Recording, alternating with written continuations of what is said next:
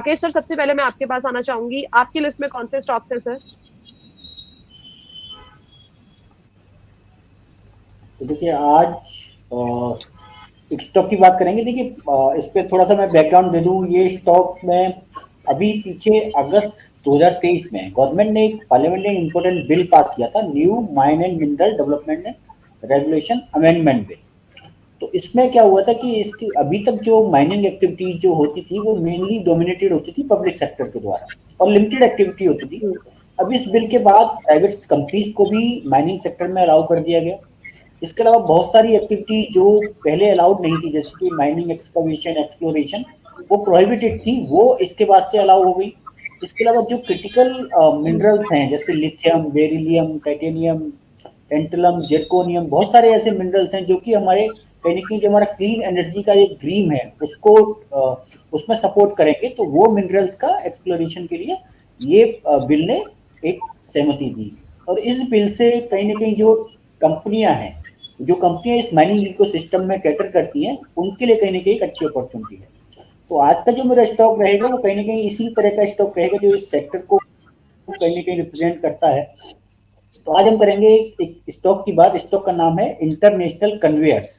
इसका आप I think आप अगर चेक करेंगे तो INTLCONV ऐसे करके इसका सिंबल होगा।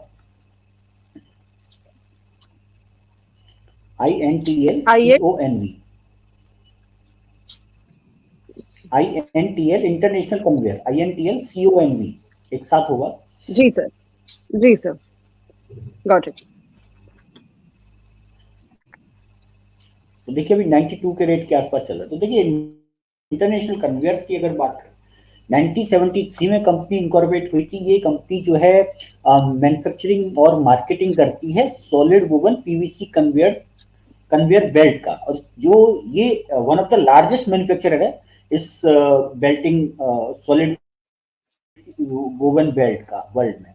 और ये बेल्ट जो है अंडरग्राउंड माइंस में यूज होती है मिनरल के ट्रांसपोर्टेशन के लिए और लार्ज वॉल्यूम मटेरियल के लिए। तो बहुत इनका जो कंपनी है इसका मेजर शेयर जो है वो एक्सपोर्ट से आता है इन कंपेरिजन टू डोमेस्टिक। इनका जो लार्ज पार्ट ऑफ सेल है इंटरनेशनल मार्केट, जैसे यूएसए है, कनाडा है, यूएसए से इनका 60% आता है, कनाडा से 15% आता है। हालांकि कुछ डोमेस्टिक क्लाइंट्स भी इनके हैं जहाँ पे कि कोल इंडिया है, टाटा स्टील है, श्री सीमेंट है। इसके अलावा इंटरनेशनल क्लाइंट में इनके रोजबर्ग, बेलटेक, मोजेक, न्यूट्रीन, बहुत सारे क्लाइंट हैं। और जनरली क्या होता है कि देखिए इनका जो सेक्टर है इसमें जो इनके जो कॉन्ट्रैक्ट्स रहते हैं वो लॉन्ग टर्म कॉन्ट्रैक्ट रहते हैं, 5 से 7 साल के कॉन्ट्रैक्ट रहते हैं, जिससे कि इनकी जो रेवेन्यू विजिबिलिटी है वो लंबी रहती है और साथ साथ रिपीट ऑर्डर भी इनको मिलते रहते हैं। इसके अलावा जो कंपनी है ये एनर्जी, ग्रीन एनर्जी भी प्रोड्यूस करती है। बेसिकली रिन्यूएबल एनर्जी है ये। इन्होंने पिछले फर्स्ट हाफ में करीब करीब 45 लाख यूनिट्स इन्होंने ग्रीन एनर्जी की प्रोड्यूस करी, जिसमें से 26 लाख करीब करीब अपने यहाँ यूज करी और बाकी इसके अलावा स्टेट्स को बेची। तो इससे करीब करीब इनको 9.6 मिलियन का रेवेन्यू रिन्यूएबल एनर्जी से भी आया।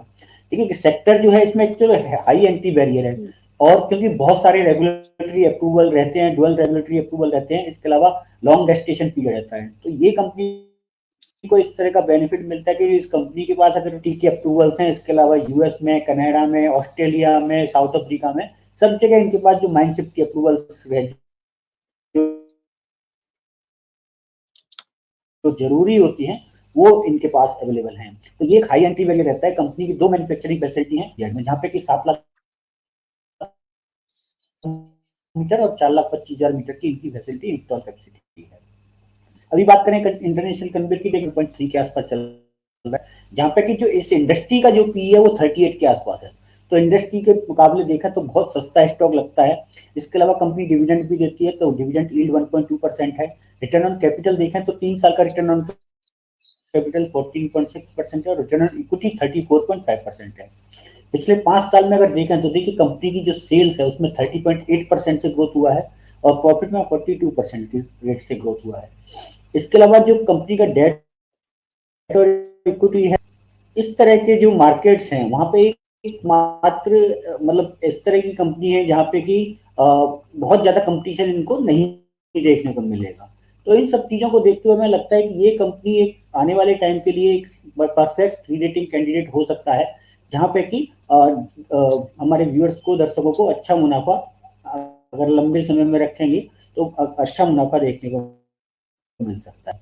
तो देखिए इस स्टॉक की 92 के आसपास चल रहा है, मुझे लगता है कि अभी करंट भाव पे खरीद लेना चाहिए।